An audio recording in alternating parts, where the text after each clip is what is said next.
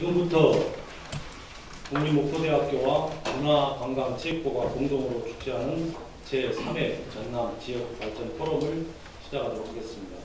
먼저 이번 3회 전남 지역발전 포럼의 주제 발표를 해주실 평창동계올림픽위원회 김기홍 기획부장 실장님입니다. 반갑습니다. 고석규 전 목포대학교 총장을 모셨습니다. 네, 반갑습니다. 오늘 총장께서 부득이 안 오셔가지고요. 일단 축사를 해줄 기획처장 박영경 처장을 모셨습니다. 수행처장이신 전홍훈 처장을 모셨습니다. 반갑습니다. 그리고 바쁘신 중에도 오늘 포럼에 참석해 주신 전라남도 목포시 강진, 신안, 영광 등 관계 공무원들께 진심으로 감사한 말씀드립니다. 앞으로도 저희들이 초반에 말씀드렸는데요. 한 달에 2번 정도 이런 지역 발전 포럼을 개최하겠습니다. 주제는 다양하게 첫 번째는 저희들이 식품 분야, 두 번째 R&D, 세 번째 관광 분야 이렇게 하는데요. 지역에 가시면 꼭 그런 홍보를 해주셔가지고 많은 공무원들이 참석해서 이렇게 협조해 주시기 바랍니다. 다음은 목포대 박영용 기획처장님께서 환영사를 해주시겠습니다. 이 행사가 많은 지자체 관계자 여러분들과 또는 대학의 관계자들 모든 분들한테 큰 도움이 됐으면 바랍니다. 그리고 아울러 먼 길을 마다하지 않고 이렇게 참석해 주신 김기용 차장님께 감사드립니다. 그리고 우리 다 이제 뭐 양력 속에 이런 부분이 있겠지만 우리 대한민국의 관광, 체육 이런 쪽의 모든 일을 사실은 담당하는 가장 중요한 역할을 하시는 우리 실장님이십니다. 많은 도움이 됐습니다. 감사하겠습니다. 방금 소개받은 김경입니다.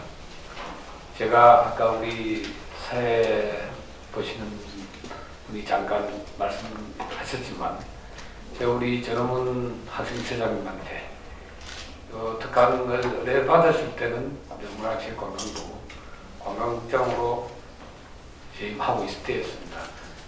이제 갑작스럽게 상황이 많이 변해가지고 사실 저도 원하지 않았는데 또 이게 여기 공익자들도 계시지만 막 밀려 올라가서 또 승리를 해야 되는 상황이 생겼고 또 그래서 제가 평창동계올림픽 조직위원회로 자리를 옮긴 지는 지난 27일자로 옮겼으니까 일주일하고 10일 정도 됐네요. 그래서 월화수목금 그리고 월화수 어제까지 하고 이제 오늘 사실은 이제 업무상으로 직접 관련됐기 때문에 관광국장으로 있으면은 제가 뭐 이렇게 출장을 달고 올 수도 있는 건데 이게 올림픽 조직위원회 기조실장을 맡다 보니까 개인적으로는 출장을 달 수가 없어가지고 연가를 내고 왔습니다. 근데 아시다시피 연가를 내면 하루 일당을 계산하면 한 20몇만 원 손해를 본 것 같습니다. 그건 우리 제가 사실 개인적으로는 동생처럼 여기는 우리 정 교수가 알아서 챙겨준다 그랬어요. 모르겠습니다. 오늘 제가 여기 목포대학 사실은 목포대학은 캠퍼스를 바라본 건 처음이고요. 전남은 제가 자주 가드렸습니다. 제가 뭐 아까도 제가 점심 식사를 하면서 우리 박 회장님하고도 이야기 많이 나눴습니다만 각 시군에는 그렇게 공문이 개인적으로는 저는 이제 고향 들어보시면 아시겠지만 이게 경상도 사투리가 있지 않죠. 사람들은 잘 모르는데 또 경상 사투리 있다고 했더라고요. 저는 경남 창녕입니다. 경남 창녕이고 학교는 고등학교를 마산에서 나오고 대학을 이제 서울에서부터 시작해서 객지 생활을 한 지는 꽤 오래됐습니다. 그리고 개인적으로는 목포에 친한 지인분들이 좀 있고요. 제가 업무를 쭉 하면서 목포하고 직접적으로 아마 참 관련성을 맺은 거는 목포의 ATV라고 혹시 기억하실지 모르겠습니다. 목포 서해방송 케이블 서남방송이었고 그 다음에 이제 그게 이제 1차 케이블로 목포 됐고 2차 애소를 할 때는 제가 직접 담당을 해서 이제 광양 이쪽으로 제가 케이블 허가를 내줬었는데 그때 선한방송에 보혜 쪽에 나와 있는 오영교 사장님과 함께 아주 가깝게 지냈고요. 그 후로 뭐 제가 방송 쪽에 오래 있었으니까 목포 방송, 목포 MC 사장을 거쳐갔던 분들 웬만하면 제가 다 아는 분들이었습니다. 가까이 얘기하면 뭐 MBC의 부사장까지 했던 그분이 목포 MC 사장이었어요. 목포 MC 사장이었을 그 기억합니다. 김세형 선생 제가 잘 압니다. 저는 개인적으로는 상시기에 행정고시를 합격을 했어. 89년부터 공익 시험을 시작했습니다. 좀 늦었습니다. 남들이 사실은 뭐 고시라는 거는 군에 가기 전에 야무지게 다 공부를 해서 해야 되는데 그때 군에 가기 전에는 이게 사회를 한번 바꿔보겠다는 생각으로 젊은 나이에 열심히 하다 보니까 사회가 바뀌지나 안 바뀌지죠.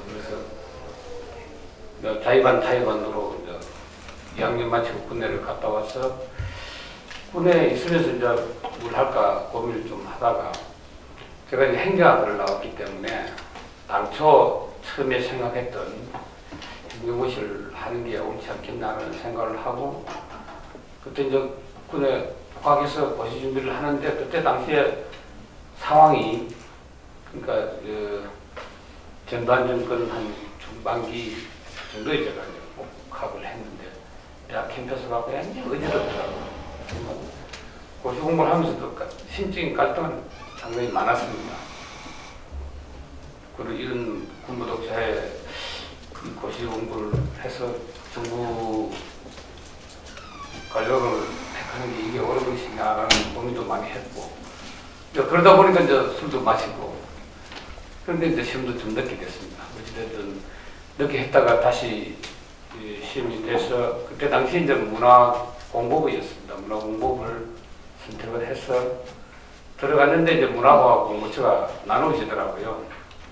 그래서 저는 이제 공부처를 선택을 했는데 그때 당시 이제 공부처를 선택할 때 기본적인 생각은 그랬습니다.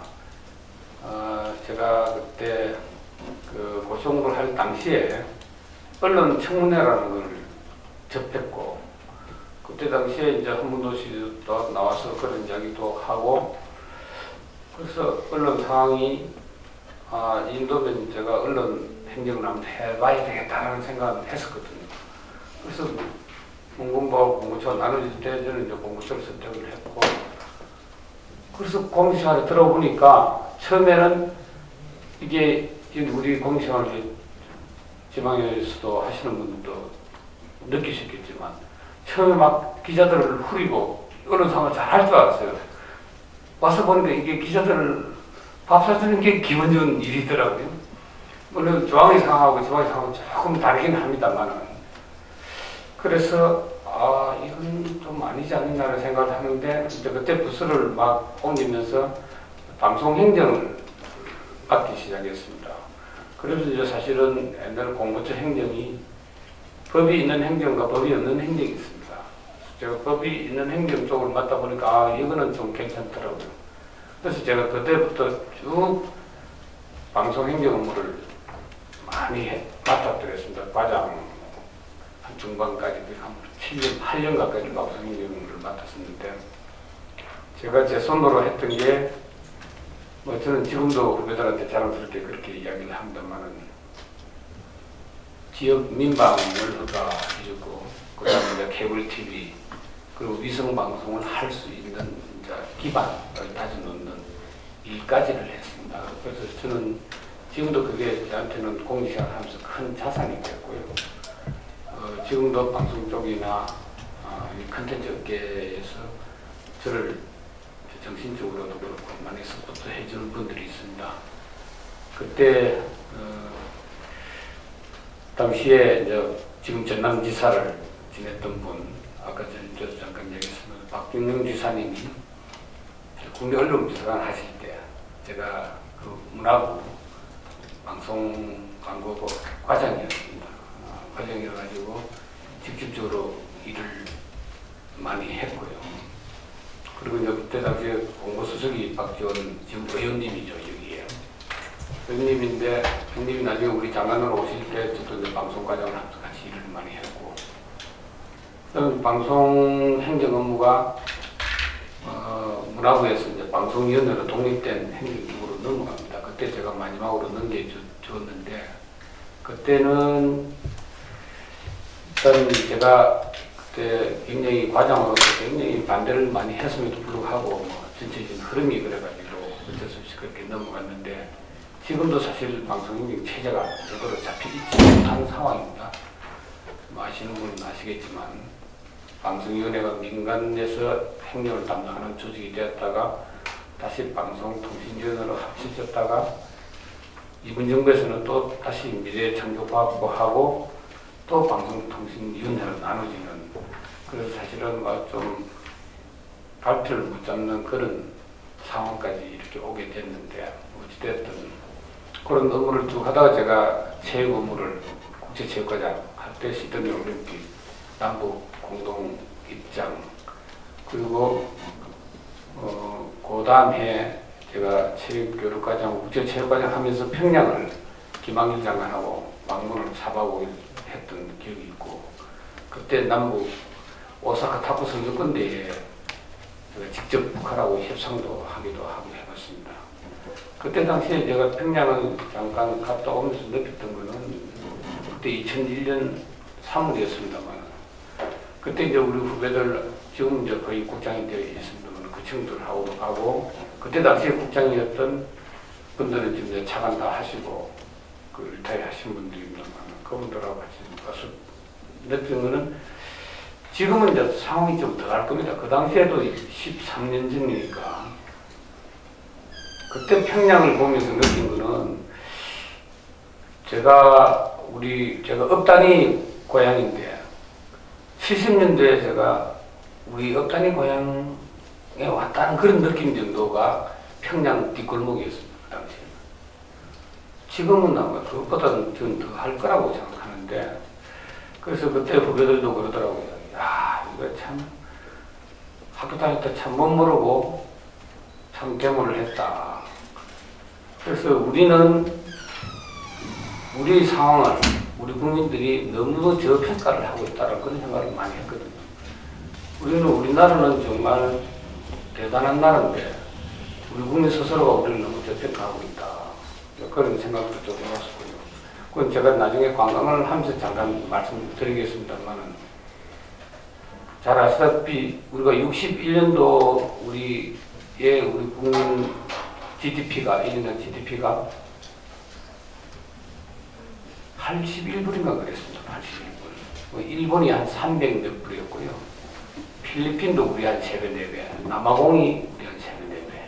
그 정도 됐거든요. 근데 지금은 여러분 아시다시피 일본은 아직까지도 우리보다 한 2배 정도 가까이 많습니다만, 필리핀이나 남아공이나 우리가 아프리카보다 훨씬 적었으니까요. 그런 나라들이 우리하고 비교가 할 수 없을 정도로 그렇지 않습니까?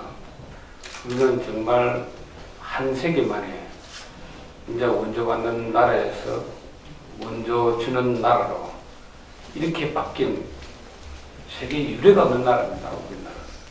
그 정도의 자랑을 할 수 있는 위치인데도 우리가 우리 스스로가 너무 낮게 평가하고 있다는 그런 생각을 많이 해봤었고요.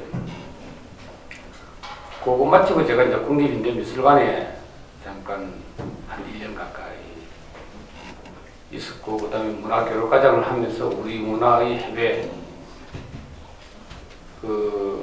수출하는 그건 전체적인 해외 문화교류 업무를 총괄하는 과장을 한 1년 마치고, 뉴욕문화원에서 현지에서 우리 한국 문화를 전파하는 그런 역할을 한 3년 6개월 정도 했습니다. 3년 6개월 정도 하고, 그 다음에 다시 귀국을 해서 미디어정책과장을 한 7개월 정도 하다가 참여정부 말기 때 한 1년 정도 남겨놓고 청와대 행정관을 했습니다. 그래서 참여정부 아시다시피 이제 국내정부 참여정부 10년, 그 다음에 다시 이제 보수정권 왔는데, 그때는 참여정부 말기에 참여정부에 근무했던 사람들이 거의 복대에 살아남지를 못했는데 또 저 같은 경우는 뭐 다행스럽게 본부의 이제 미디어 국장을 맡으면서 한 1년 6개월 하면서 언론 개혁법을 통과시키는 역할을 했었고요. 뭐 마치고 이제 체육 국장을 맡았습니다. 그게 08년, 09년 8월 달입니다. 제가 체육국장을 맡으면서 제일 체육국장 맡자마자 한 3일, 4일 정도 지나니까 평창 동계올림픽 유치위원회가 결성이 되더라고요. 그래서 한 2년 동안 평창 동계올림픽 유치하는데 사실은 어떻게 보면 전념을 했다고 할 수 있습니다. 그래서 2년 동안 노력해서 여러분 알다시피 우리가 두 번에 걸쳐서 떨어졌다가 세 번째 이제 우리 11년 10월 6일 날 남아공 도반에서 우리가 참 강격의 순간을 맞이했는데 제가 우리 정 교수님도 잘 아는 우리 조인재 차관이라고 저한테는 선배가 되죠.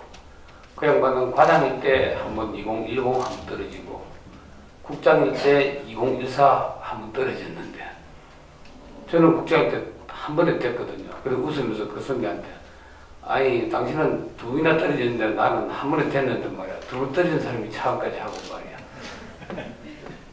그래서 어찌됐든 2년 만에 2년 동안 이제 노력해서 평창 올림픽 유치를 하고 그 다음에 이제 평창 올림픽 조직위원회를 제 손으로 이렇게 구성을 해놓고 저는 이제 교육을 갔다가 국립외교원에서 한 1년 정도 교육을 마치고 이번에 박근혜 정부 들어와서 저작권 정책관을 한 1년 정도 했습니다. 1년 정도 하고 올 1월부터 이제 관광국장을 맡았었는데 근데 이제 이게 중앙부처에서 국장 한 7년 정도 이렇게 하면 사실은 그 전에 이제 1급으로 승진하게 되고 그렇게 하기 때문에 사실은 아시다시피 뭐 1급은 보장이 안 된다. 그냥 차관 게임에서 밀리면 바로 나가야 되고 차관 게임에서 안 밀리더라도 그냥 장관이 아이고 좀 자리 좀 비켜줬으면 좋겠다라고 이야기하면 이제 그 다음에 바로 자리를 비켜줘야 됩니다. 나이하고도 관계없습니다. 1급을 얼마나 다른냐하고도 관계없습니다. 그래서 어쨌든 관광국장이 굉장히 중요한 자리인데 저는 개인적으로는 한 1년을 좀 더 해야 되겠다는 생각을 했는데 1년을 못 채우고 한 10개월 만에 이제 이렇게 승진해서 올림픽 조직위원회에 왔는데 저는 그렇게 생각합니다. 이게 뭐 어떻게 보면 평창이라는 게 제가 유치를 한데 2년 동안 쏟아부었던 거고 그 다음에 또 이거 개최까지 하라는 거 보면 이게 내한테 숙명인가 운명인가 이렇게 생각하고 열심히 해볼 생각입니다. 어떻게 보면 이제 동계올림픽이기 때문에 아마 우리 서울이나 인근 강원도 평창에 가까운 분들은 이게 우리 대회다라는 그런 생각을 좀 가질 수가 있는데 이쪽은 이제 뭐 제 고향인 거기도 마찬가지로 밑으로 내려올수록 내하고 좀 거리가 먼 게 아닌가라는 그런 생각을 할 수도 있습니다. 그리고 전체적으로 아직 부흥 자체가 일어나지도 않았고요.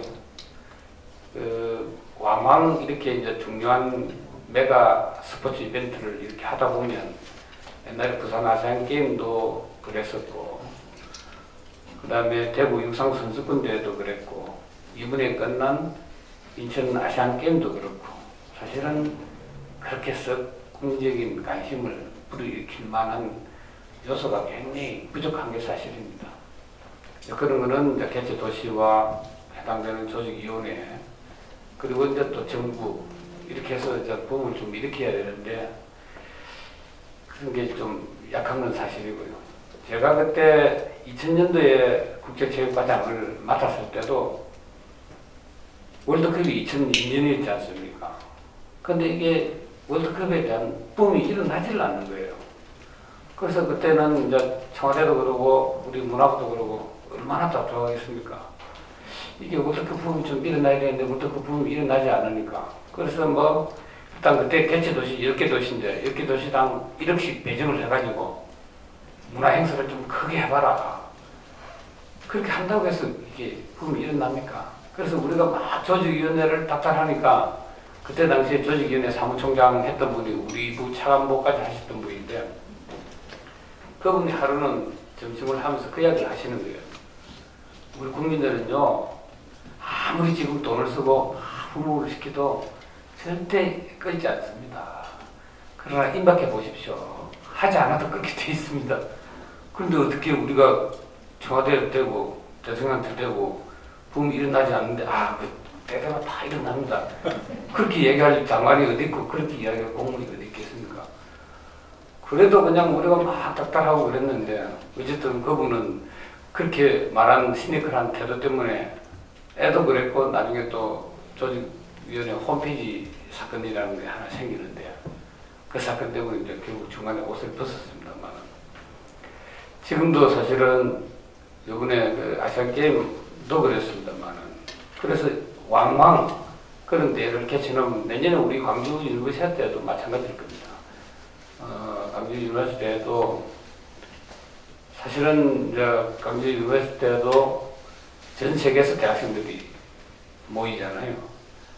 저도 뭐 그 내용을 너무나 잘 알지만 사실은 다른 나라에서 개최하는 유니버시티 때는 우리나라처럼 이렇게 요란하게 떠들지 않습니다. 그 시설들도 기존에 있는 시설들 거의 개보수해서 좀 운영하는 수준이고 그런데 이제 우리 광주는 하도 이렇게 드시니까 예산도 많이 다 쓰고 지금 조직위원회 사무총장 하는 분이 기획예산 기재부 출신이 돼가지고 저도 뭐 개인적으로는 아주 친한 분입니다만 돈도 많이 가지고 왔습니다. 가지고 왔고 그렇긴 한데 사실은 이 방송권이나 이런 것들은 거의 중계도 전 세계에서 그렇게 관심이 없습니다. 우리 혹시 기억하실지 몰라도 대구 유니버시아드에 기억하시는 분도 거의 없을 거예요. 그 정도거든요. 그러나 이제 대구 육상 선수권대 같은 거는 이제 전 세계적으로 우리는 육상이 경기력이 워낙 약해가지고 육상에 대한 관심이 없지만 육상은 그야말로 체육의 가장 기초 종목이기 때문에 전 세계적으로 체육을 하는 사람들은 육상에 대해서 굉장히 관심이 많죠. 그런데 그조차도 사실은 국민적 부흥을 일으킬 수 있는 여건이 안 됐고 또 기본적으로 우리는 경기력의 육상에서는 스타트 라인에 결승 라인에 설 사람이 없습니다. 그래서 관심이 있고 그래서 반짝하는 게 이제 아시안게임 같은 경우는 북한 선수들 데리고 오고 북한 응원단들 데리고 오고 요번에 인천 아시안게임도 마찬가지지 않습니까? 북한 선수단 그리고 북한 응원단에 전적으로 의존하는 그런 상황이었거든요. 결국 북한 선수단은 왔지만 응원단에 안 오는 바람에 우리가 국민적 부흥을 일으키는데 조금 실패한 거고 또 문화행사 자체도 컨셉이 기본적으로 잘못됐다 그래가지고 지금 우리 평창 조직위원회도 그것 때문에 지금도 비상이 걸려 있습니다. 우리가 컨셉을 어떻게 잡을 것인가. 그리고 하나 걱정되는 거는 평창 같은 경우는 이게 기본적으로 동계스포츠고 동계스포츠는 아시다시피 동계스포츠를 하는 나라들이 북부에 위치한 몇몇 선진국 그렇습니다. 하계는 전 세계 전 영역에 다 종목들이 활성화되어 있지만 이제 우리 동계스포츠 자체는 종목도 그렇고 그리고 동계스포츠 자체는 기부 자체가 돈이 들어가는 기구이기 때문에 좀 잘 사는 나라, 잘 사는 사람들만 할 수 있는 스포츠거든요. 그런데다가 사실은 지금까지 동계스포츠가 열리는 그런 나라는 도시들은 그나마 큰 도시가 빙상, 설상의 작은 도시, 산속의 도시 이렇게 했는데 우리는 컨셉이 바뀌어져가지고 설상을 하는 작은 도시가 호스트 시티가 되어 있고 빙상을 하는 비교적 큰 도시 강릉이 일단 그 부호스트가 되어 있기 때문에 개폐막식을 평창에서 해야 되는데 이번에 했던 소치나 지난번에 했던 밴쿠버 같은 데는 굉장히 따뜻한 도시입니다. 거의 영상을 유지하는 도시인데 우리가 개막을 할 때쯤이면 평창 같은 데는 아시다시피 2월 초면 거의 마이너스 15도에 가까운 그런 날씨거든요. 그래서 좀 걱정스러운 부분이 있습니다. 어찌됐든 그런 부분도 저희들이 이제 고민을 하고 있는 부분이고요. 그래서 오늘 제가 여기 와서 이제 우리 정 교수님한테 여쭤보니까 주로 어떤 분들이 모이느냐, 우리 가까운 시도에 있는 관광담당 공무원들, 아니면 그냥 국장님이 그 당시 국장이었습니다. 하고 싶은 말씀을 하시면 됩니다라고 해서 제가 자료는 준비를 했습니다만은 그 자료를 간략간략하게 넘기면서 진행을 전체적으로 한번 하고 나머지 이야기를 좀 나눠볼까 합니다.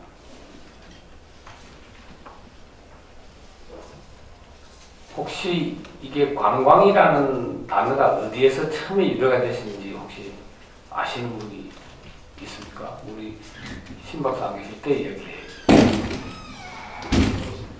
네. 그래서 사실은 우리 신 교수님 여기 계시지만 저는 개인적으로는 관광을 이렇게 깊이 공부를 안 했기 때문에 관광국장 한 10개월을 했지만 뭐 관광을 계속 연구한 사람하고 비교를 할 수 있겠습니까? 아무리 정부사에 있었다 하더라도 관광이라는 단어가 어디에서 유래를 했느냐 아시는 분, 우리의 관광 담당하시는 우리 공무원 지하철 우리 교수님 혹시 관광 중국 전공을 했습니다. 이게 옛날에 그 준나라 시대 때 역경에 나오는 얘기랍니다. 관광이라는 게 이게 관국지광에서 이제 관광이라는, 그러니까 나라의 빛을 보다라는 관국지광이라는 단어에서 이제 관광이라는 게 유래를 했다고 합니다. 저도 책 보고 들은 이야기입니다.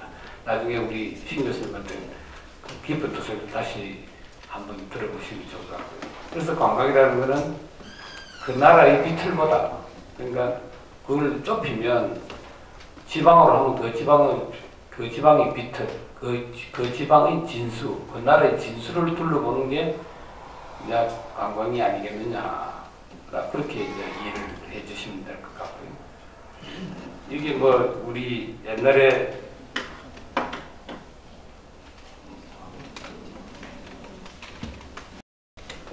어떻게 대답을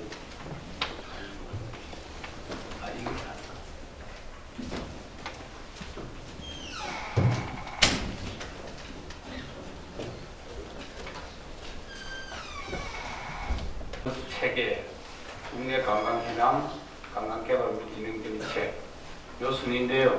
넘어갈 수 있는 넘어가고 좀 설명할 수 있는 건 설명드리고 그렇게 하도록 하겠습니다. 이거는 관광급연수 체계는 정부 관광지원 체계, 그리고 문화체 관광부, 그리고 관광관련법률, 그리고 한국관광청장의 발자취, 관광 관련 특정 기조 순으로 잠깐 말씀드려보겠습니다. 이게 뭐 정부의 관광지원 체계가 이렇게 되어 있다는 거고요. 문화체육관광부와 그리고 해당 지방자치단체의 관광 관련 파트, 그리고 문화체육관광부에는 국책연구기관으로서 한국문화관광연구원, 그리고 공공기관으로 공기업인 한국관광공사, 그리고 관광공사의 자회사인 그랜드 코리아 레저. 처음에 이게 그랜드 코리아 레저 그러면 이런 가지고는 뭘 하는 회사인지 아무도 모를 겁니다. 이게 외국인 전용 카지노 회사입니다. 그런 관광 관련 협회. 이건 저희 문화관광부가 기존에 이게 이제 조금 바뀌었는데 이 직제가 이렇게 새롭게 바뀌어진 게 지난 10월 27일자입니다. 그전에는 문화정책국, 예술국, 문화기반국, 그다음 미디어정책국, 그다음에 관광국, 관광레저, 관광국 안에 이제 관광레저 기획관이 있었고요. 그다음 체육국 이렇게 돼 있었는데 이게 이제 독립국을 다 없애버리고 실체제로 다 바꿨습니다. 그래서 말하자면 장관님이 실장들만 소집하면 전체가 커버될 수 있도록. 지난번에는 장관이 1급 회의를 소집해도 주요 국들이 다 빠졌습니다. 그러니까 아까 제가 좀 전에 말씀드렸던 문화정책국, 예술국, 문화기반국, 체육국, 관광국, 주요국들이 다 빠져버리니까 1급 회의를 수집해서 아무런 의미가 없는 시스템이었는데 이번에는 다 바꿔가지고 1급들 중심으로 이렇게 체제를 바꿨습니다. 아마 이 일 자체는 좀 효율적으로 되면서 어떻게 보면 밑에 직원들은 옛날에는 국장하고 차관 바로 장관할 수 있는데 국장하고 또 실장하고 한 단계 더 이렇게 보고체계가 생긴 그런 셈은 됐습니다. 그런 소속기관들이 아주 많은 소속기관들이 있습니다. 그리고 이게 이제 옛날에는 관광국 해서 이렇게 4개, 3개과의 한 팀에 관광 내지 기획관까지 포함되어 있었습니다만은 이제 정책관 시스템으로 바뀌면서 관광 정책관 밑으로는 지금 제가 맡을 때 관광국장보다는 힘이 많이 축소가 됩니다. 이제 관광 내지 기획관은 따로 떼줬으니까 독립적으로. 그때 당시에도 뭐 직제상으로는 관광국장 밑에 있었지만 사실상 독립적으로 일을 하고 법적으로는 관광국장 밑이었습니다. 관광정책과 산업과 진흥팀 국제관광과고 이거는 이름을 봐서는 뭐 대충 무슨 일을 8만 달러, 몇 달러를 했는지 모르겠는데 뭐 이게 4조 한 5천 정도 됩니다. 4조 5천 정도. 그리고 관광 예산은 전체적으로 보면 이게 한 1조 3천억 정도 됩니다. 전체 1조 3천억. 그 중에서 이제 관광기금이 차지하는 비중이 8,400억 정도 되는 거고요. 그 다음 이제 일반 회계. 일반 회계가 3천, 한 4천억 정도 되죠. 저 예산이면. 4천억 정도 되는데, 그래서 일반 회계는 우리 문화부가 직접 뭐 집행하는 거는 뭐고, 지특회계라는 거는 우리 지방공무도 잘 아시다시피 지역발전 특별회계.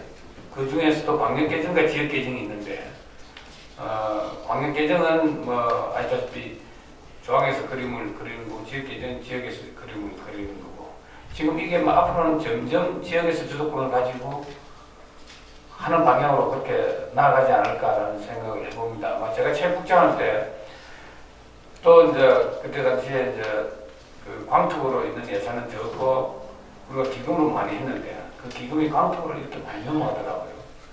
그러니까 광특으로 넘어가면은 그게 이제 어떤 문제가 있냐면은 그게 이제 우리 중앙의 입장에서 보면 문화체육 관광부 입장에서 보면 이 예산이 문화나 체육이나 관광을 쓰여져야 되는데 광특으로 넘어가버리면 지역개정을 가버리면 지자체 장들이 자기가 원하는 데 쓰게 되니까 중앙부처 우리 같은 부처 입장에서 보면 그게 관광 예산이나 체육 예산과 몇몇 부분이 몫이 적어져 버리니까 그런 측면이 있더라고요.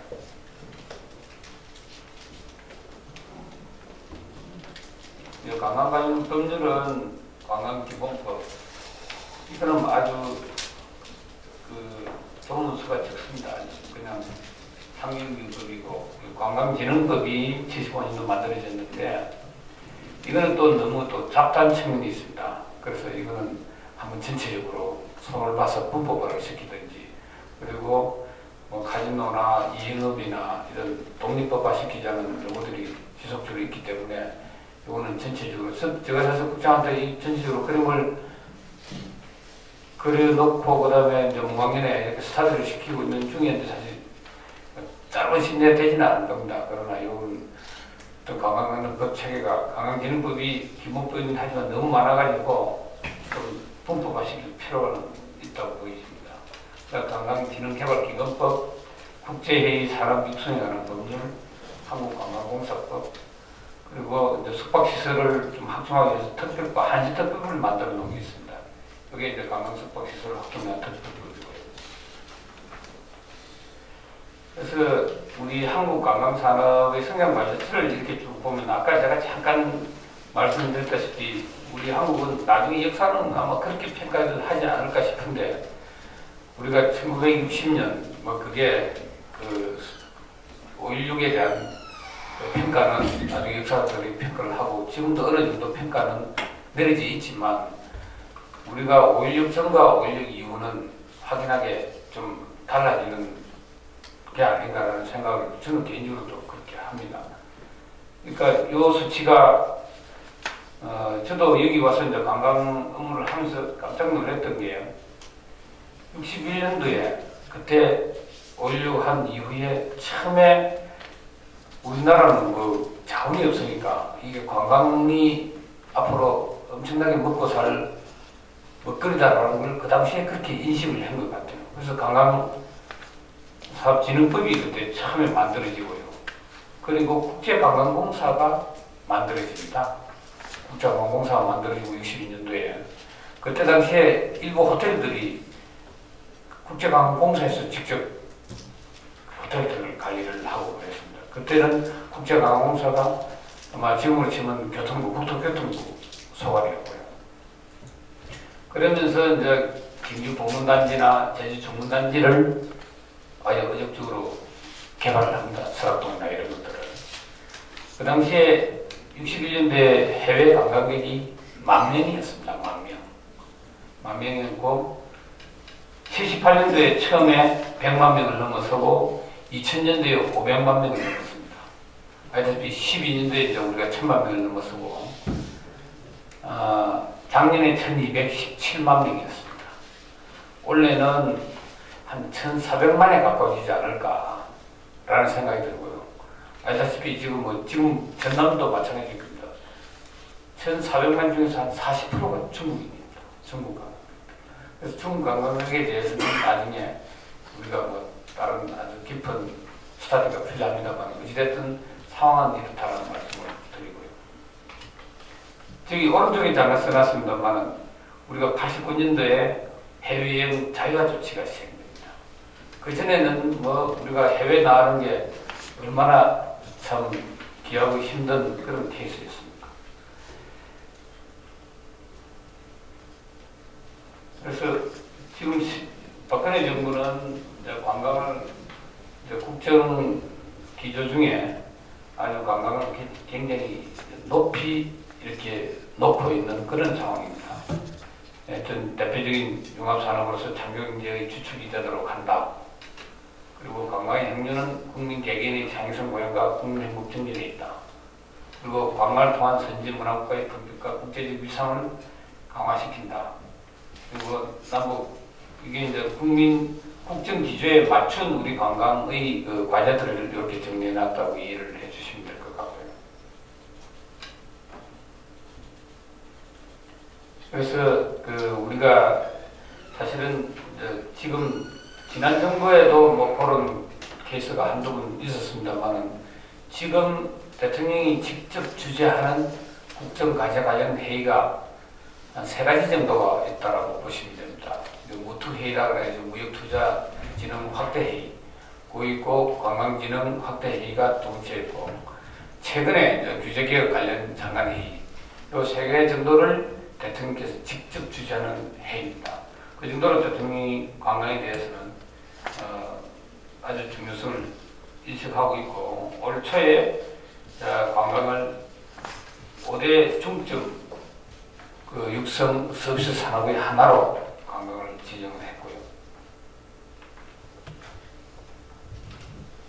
그래서 요거는 일단 우리가 관광 관련 과제들을 정리하는데 앞부분하고 거의 이렇게 중복이 될 겁니다만 일단 고도화 행복학 관광대주 육성, 관광 통합 국민행복, 관광복지 실현, 관광 일자리 창출과 근로조건 개선, 그리고 중소 관광지역 육성, 관광 거버넌스 체제 정비, 저가 관광 근절 및 관광 수용 태세 개선, 그 다음에 관광 숙박 산업의 다양한 확대 및 등급제 의무화, 국민 국외 여행 안전 제공을 위한 공적 서비스 제공 및 영업법 제정, 그리고 지셰프 유치계획의 녹색 관광 아젠다 주도 등 국제 관광 협력 강화, 고부가 가치 창출 관광에 대한 고품격 철도 행정 서비스 제공을 국정과제 관련한 우리 관광 정책 과제들입니다.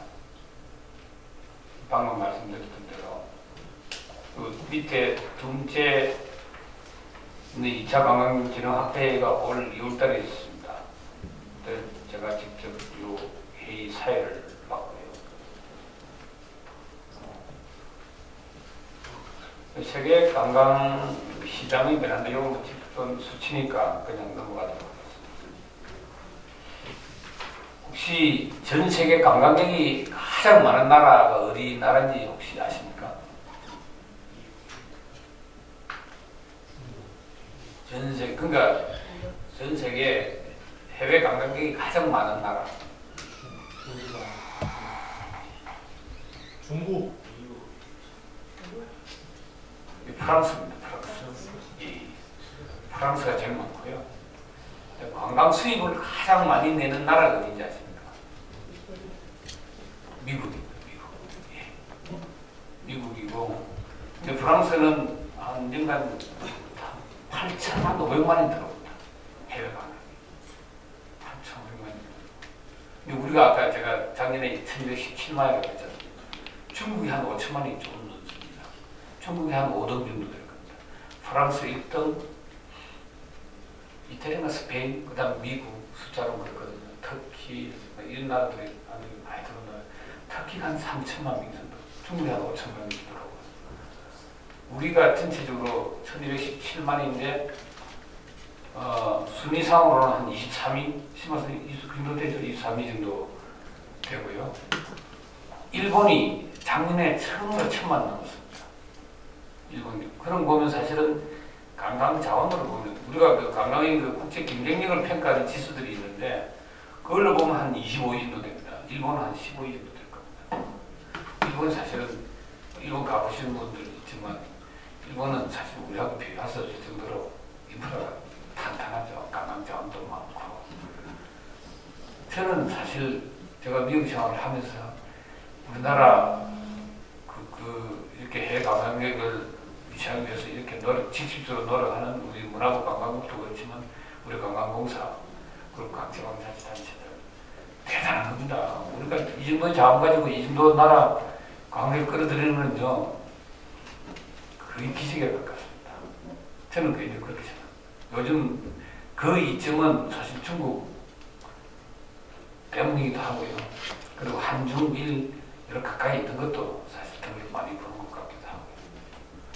중국은 워낙 인구가 많아가지고 중국에 지금 원래 보통 한 해 이렇게 해외 관광객 나가는 사람들이 8천만 그러다가 한 9천만 곧 1억이 됩니다.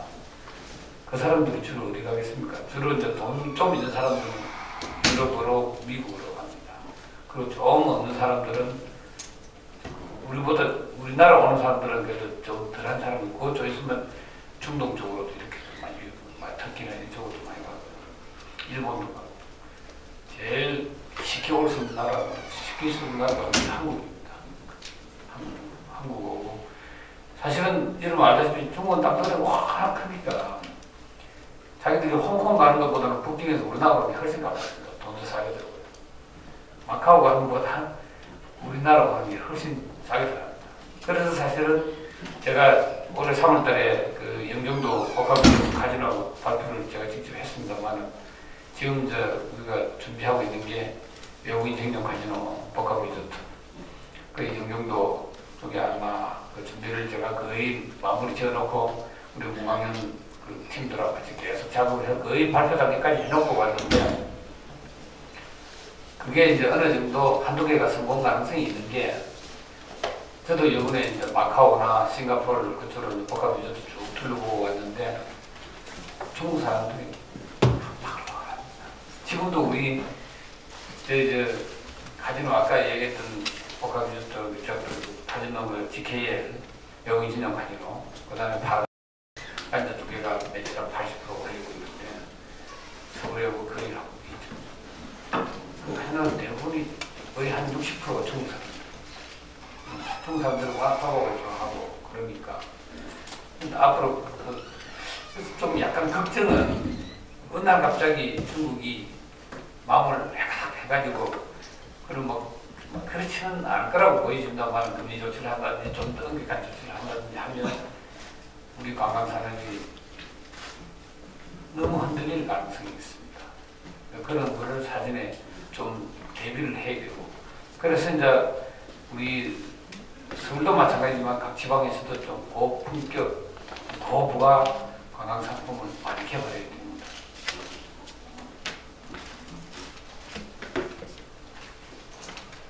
이게 이제 관광 관련 학생 수를 보니까 전체적으로 82개 대학에 한 7,770명이 나오더라고요, 한 해.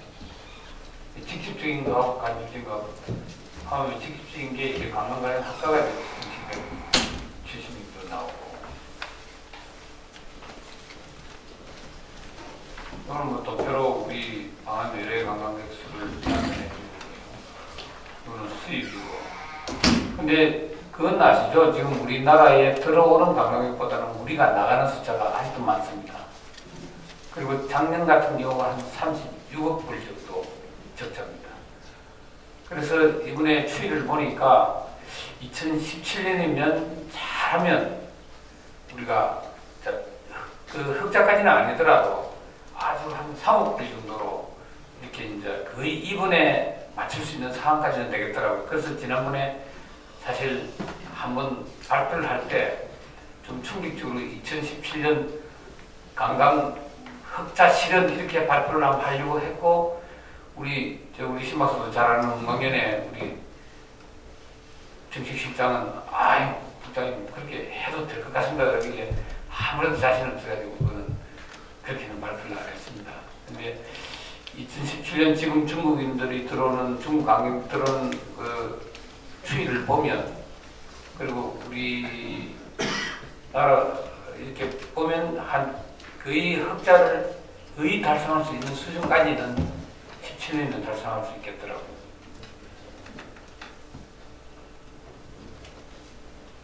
근데 여기 오른쪽 도표 막대기를 잠깐 봐주십시오. 이게 그 앞에 글 써놨습니다만 해외 주요국의 시장은 국내 관광이 사실은 주도하고 있습니다. 한국은 국내 관광 비중이 낮아가지고 외국 중국의 양이 크면 비수기의 경쟁이 악화되면서 문제가 발생했다는 얘기는 일본은 아까도 말했죠. 일본 사람들이 일본 자기 나라를 둘러보는 그게 이제 그게 95%는 되는 겁니다. 미국은 한 88%가 되고 프랑스가 한 70% 되는데 우리는 저기 60% 해놨습니다. 59.5만 그렇습니다. 이거는 그만큼 우리 국내 관광이 굉장히 취약합니다. 그래서 사실 우리 정부와 관공서에서는 내 나라 구석구석 찾아보기 운동을 그전부터 몇 년 전부터 계속 펼치고 원래 저희들이 국내 관광 주간이라는 걸 만들어가지고 우리가 국내 관광을 활성화시키자는 그런 운동을 사실은 했습니다. 처음으로 이제 관광 주간을 도입해서 좀 모욕적으로 시작을 했는데 제가 그때 언론 인터뷰 발표를 한 게 이제 4월 15일이었습니다. 15일이고 이제 이런 박하고 16일날 언론이 신문에 쫙 나오게 돼 있는데 아시다시피 안타깝게도 4월 16일날 우리 인근 이 아주 참 어처구니없는 그런 사고가 생기는 바람에 국내 관광 업계도 굉장히 어려운 상황이 처해 있습니다.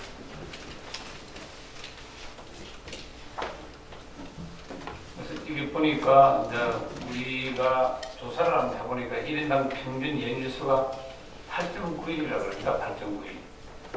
여행 횟수는 5.29회고 근데 이제 이게 보통 8.9일인데 그 중에서 관광 여행이 4.24일이고 기타 여행 일수가 4.66일이라고 합니다.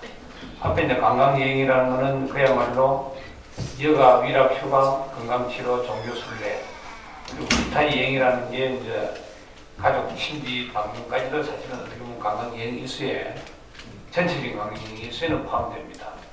훈련이나 연수, 사업등의 전문 활동하는 것도 포함되는 거고요. 사실 이걸 그 수치가 보면 이걸 하루만 늘려도 이게 우리 경제적 포획 효과가 엄청나다고 합니다. 그래서 뒤에는 나오겠습니다만 저희들이 이제 관광주간을 설정하고 그다음 국내 관광 활성화시키기 위해서 공무원 여기 이제 공무원도 계시지만 연가보상 제도를 바꾸자. 그래가지고 연가를 1일당 연가를 많이 쓴 사람이 적게 남아있는 사람한테 1일당 주는 그 금액을 크게 하자. 그리고 연가보상제를 사실 폐지시키자고 우리가 주장을 했어요. 안행부가 반대를 하더군요. 야, 공무원들한테 얼마나 연구를 그러냐. 그래서 청와대 가서 이제 조정회의를 했는데 그때 제가 이제 관광조건제를 만들어가지고 뭐 청와대에서 조정하게 했는데 청와대에서도 반대를 하더구나. 그래서 이게 연금은 이렇게 만들고 말이야. 어쨌든 그때 아주 공무원들이 그때 이제 청와대 비서관이 저한테 했던 이야기가 있었는데, 아니 해외에서도 일반 기업도 그거는 선택하는 거 아니냐. 자기가 연가를 법적으로 갈 수 있는 연가를 열심히 다 쓰는 사람과 쓰지 않고 자기가 열심히 남아 일하고 대신에 그걸 어느 정도 금전적으로 보상받을 수 있는 부분이 있는데, 그것까지도 없이자 그러면 되느냐. 그래가지고 결국 공무원 연가보상제도는 없이지를 못하고, 그 다음에 연가 제도를 개선하겠다는 안을 내놨는데, 그거는 안행부가 받아들이는데 시행이 잘 안 될 겁니다. 걱정 안 하셔도 됩니다. 근데 보통 보면 우리가 법정으로 공문을 쓸 수 21일이지 않습니까? 21일인데, 저도 지금까지 오늘 포함해서 이틀 썼거든요. 오늘 포함해서 이틀 썼는데 거의 못 썼습니다. 쓸 수가 없었고요. 중간에 한번 4일인가 5일치를 한번 중간 정산해서 주더라고요. 이제 나머지 남은 거는 예산이 있느냐 없느냐에 따라서 사정에 따라 달라지는데, 보통 제가 작년 같은 경우도 한 200만 원 넘게 받았으니까 그건 또 집에서는 나오는 줄 모릅니다. 그래서 그건 그렇게 받았는데, 그조차도 사실 저도 같은 공무원으로서 관광, 국내 관광을 활성화시키자 그러면서 그 주장은 했지만 내심으로는 동료 공무원들한테 좀 미안하더라고요. 근데 아마 그건 시행이 좀 쉽지는 않은 것 같고요. 우리가 관광 방문하는 근역을, 내래관광 때 방문한 근역을 보니까 서울권이 80.9%, 경기권이 17.9%, 인천, 제주, 이게 전라권을 보십시오. 3.8%입니다. 이게 이제 전남, 광주, 전국까지 포함한 겁니다. 전체적으로 보면 제일 취약하게 놓여 있다라고 이해를 하시면 될 것 같고요. 국내 주요 여행 방문지 국민여행 실태를 보면, 그것도 서울, 이건 비교적 좀 골고루입니다만은 경기, 강원이 아마 많을 겁니다. 강원이 적네. 경남, 전남으로 보면 8.5. 그러면 평균 정도는 될 것 같습니다. 전남이 그죠? 전북도.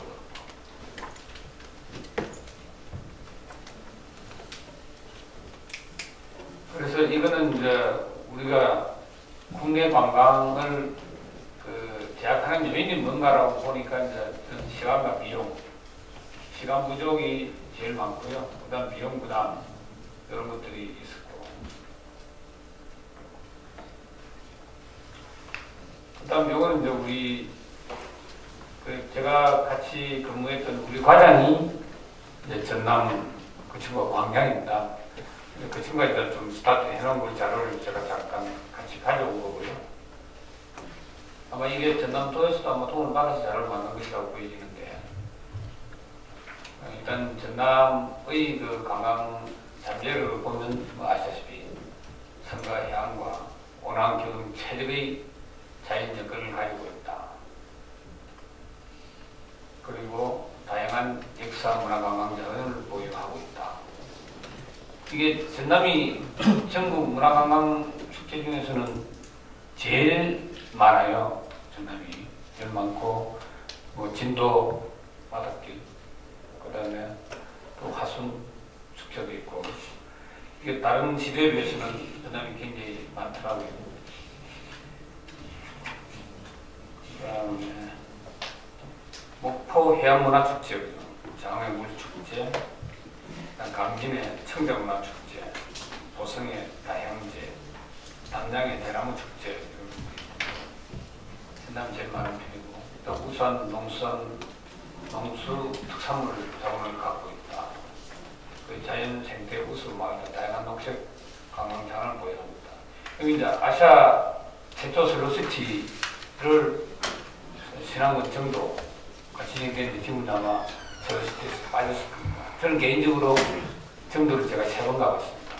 제가 2007년도 혹시 기억하시는 분들이 있을지 모르겠습니다만, 정도 신안군 정도 내내 작은 도서관, 그때 이제 근양숙 여사가, 제가 청와대 비서관실에 있을 때 청와대 근양숙 여사가 정도에 직접 왔어요. 작은 도서관 개관식을 하고, 저는 사전에 와서 답사하러 왔었고, 또 행사도 사전에 왔었고, 그때 엘도라도에 자면서 너무나 좋아가지고 야 이게 어떻게 한국에 이런 데가 있을 수 있나 완전 지성이 온 그런 느낌이었습니다.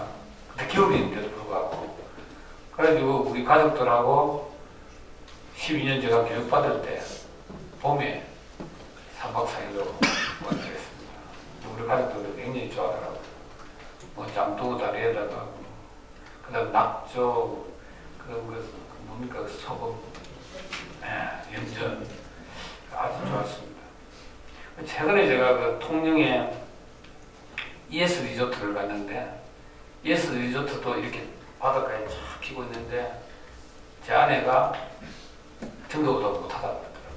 시설은 ES도 최근에 지었는데 혹시 정도 안 가보신 분들은 꼭 가보십시오. 이게 같은 저도 경남에 있었지만 제가 사실은 부끄럽게 처음 고백하건데 창녕에 제 고향이 창녕인데 하왕산 그 철쭉이 유명하고요. 진달래 하왕산 진달래. 그다음에 하왕산 억새 축제가 유명한데 그 억새불 태우기 몇 년 전에 기억할 겁니다. 그게 아마 사람이 사고가 나서 사람 몇명 죽는 바람에 그 축제는 지금 중단됐습니다. 그게 유명한 축제가 이제 창녕에 진달래 있고 하왕산 진달래 억새불이 있는데 그 한 번도 못 가봤습니다. 객지에 있으니까 가볼 수가 없죠, 사실은. 그, 신안 엘도라도 리조트는 좀 약간 시설이 좀 낡긴 했는데, 조사를 해야 되겠더라고요. 근데 아주 좋더라고요. 그리고 개인적으로 저는 담양은 가봤고, 청산도는 아직 못 가봤습니다. 청산도는 꼭 한 가보시면 합니다. 그리고 저는 해남, 보성, 땅끝마을, 그 다음에 복일도, 완도, 진도 이런 데는 다 둘러봤습니다. 최근에 여수를 갔다 왔고요.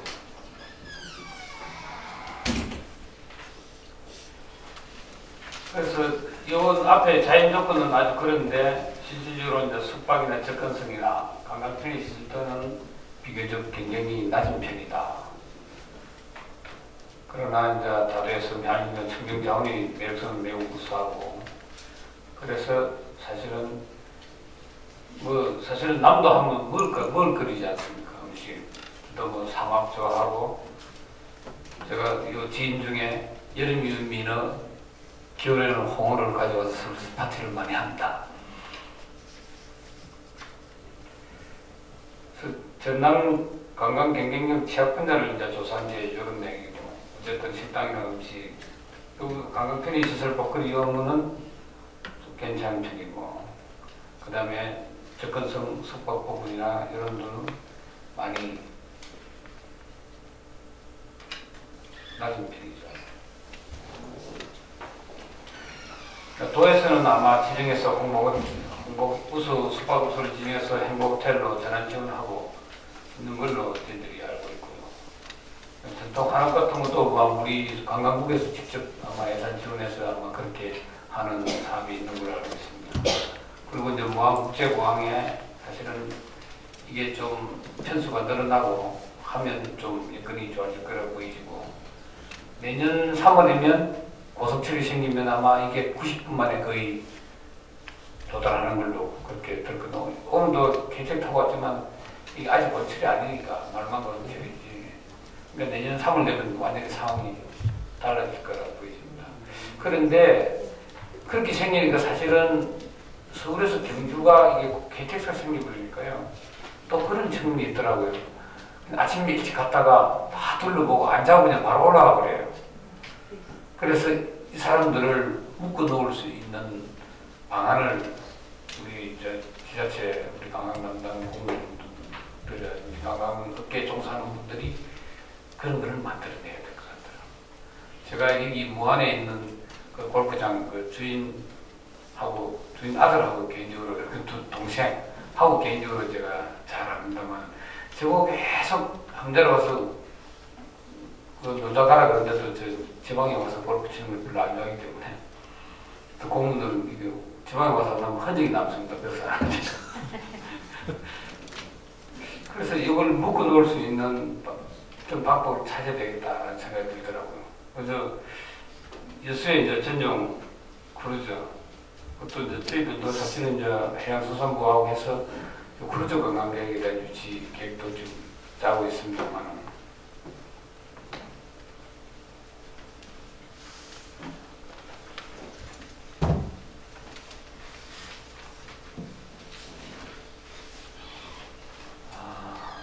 일단 아까도 얘기했지만 이렇게 다양하게 갖고 있는 관광 자원들을 컨텐츠화 시켜서 그걸 좀 고부가 가치화하는 것들이 좀 필요하겠다라는 생각을 하고요.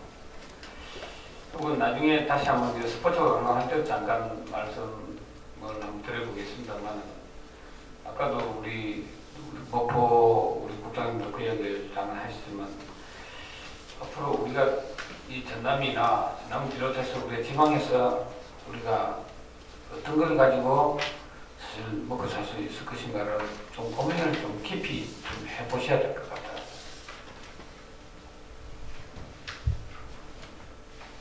아까 제가 이야기했던 이런 것들, 이게 이제 근로자 휴가 지원 제도는 국내 관광을 활성화시키기, 그러니까 국내 관광이 왜 안 되냐 조사했더니 시간 부족, 비용 부족, 정보 부족이다. 그러면 시간 부족한 거를 어떻게 메워줄 것인가? 아까 얘기했던 또 쉽게 이야기하자면 뭐 이번에 우리가 가을 관광 조안할 때도 뭐 사장님 휴가 보내주세요 뭐 이런 것들 뭐 캠페인도 하고 그 다음에 공무들 연가보상제도를 이렇게 이제 제도를 개선하면 실제로 그 연가보상비를 안 주겠다라고 정부가 방침을 막 정해버리면 다 연가를 다 쓸 겁니다. 근데 원래 또 그렇게 할 수가 없대요. 그 위험의 소지가 있대. 그래서 그 제도를 못 고친다고 하는 걸 그렇게 얘기하더라고. 그러면서 이제 그 체크 바캉스 제도라고 해가지고 근로자 휴가 지원 제도를 처음에 이제 우리가 시범적으로 도입을 해봤는데 요거는 1인당 40만 원을 기준으로 개인이 20만 원 부담하고 정부가 10만 원, 그 회사가 10만 원, 그래서 20만 원, 20만 원. 자기가 20만 원 내고 40만 원짜리 이행 바우처를 갖는 겁니다. 그 제도를 했는데도 이게 우리가 5천 명을 모으려고 그랬는데 이게 암호화되더라고요. 그래서 아마 이게 안 되니까 내년 예산도 확보를 못했습니다. 지금. 아까 얘기했던 공무원 연가보상제도 개선. 그러니까 이제 이게 국내 관광을 제약하는 요인이 1등, 2등, 3등이 이런 것들이 있는데 이런 것들을 메꿔주는 정책을 펴는 게 이제 우리가 기본적으로 하려고 했던 정책들이었고요. 그래서 이제 관광주간 봄에 설정하고 가을 설정하고 그 다음에 올해의 관광도시라 그래가지고 저희들이 이제 상개년 계획으로 그래서 정부가 예산을 직접적으로 이제 25억 정도 지원하는 그래서 이제 올해 초에 이제 우리가 선정한 게 제천, 통영, 무주 이렇게 선정을 했습니다. 그래서 올해는 일단 그림을 그리고 내년은 인프라를 조성하는데 14억 이렇게 해서 12억, 1억 그렇게 해서 이제 총 3년 동안 25억을 주는 거고요. 내년에는 다시 새로운 상계도시를 선정하고 그 상계도시가 이제 올해 선정했던 게 16년 올해 관광도시가 되는 겁니다. 그럼 내년에 선정하면 17년 올해 관광도시가 되고 그럼 우리 전남에서도 좀 이렇게 여건이 좋은 데를 하나 골라서 신청을 하면 내년에 가능할 겁니다. 지난번에 내 기억에 어디가 와서 최종해서 안 됐는데 혹시 전남도에 놓으신 기억을 강진이었나요? 그러니까 이제 그걸 좀 우리 문화부 직원들하고 이야기 좀 해서 어떻게 하면 이제 점수를 받을 수 있는지 그걸 좀 잘 해서 좀 해야 되겠더라고요. 그 다음에 이제 국내 관광시설 장치를 위해서 이제 이런 것들을 했다는 거고요. 그런데 관광경찰은 지금 뭐 서울에 작년에 이제 100여 명을 발족을 시켰고 올해에 부산하고 인천에 각각 35명, 23명을 만들었습니다. 기본적으로 어느 정도 외모가 좀 준수하고 언어가 되고 그래서 해외 관광객들한테 안내도 하고 또 기본적으로 불법적인 행위들을 단속도 하고 하는 업무들을 지금 하고 있습니다.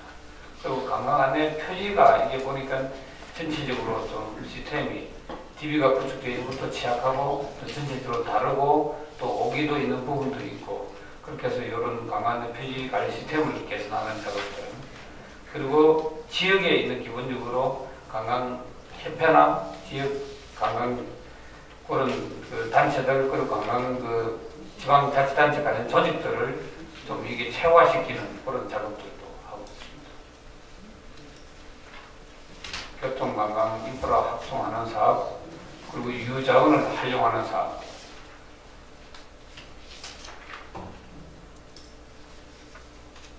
요 그림은 아마 예수 웨이바이크인지 아니면 다른 데 건지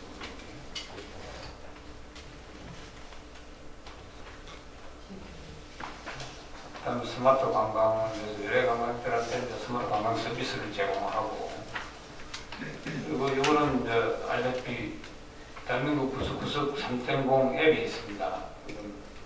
이거 들어가서 보면 관광 정보들을 많이 얻을 수가 있고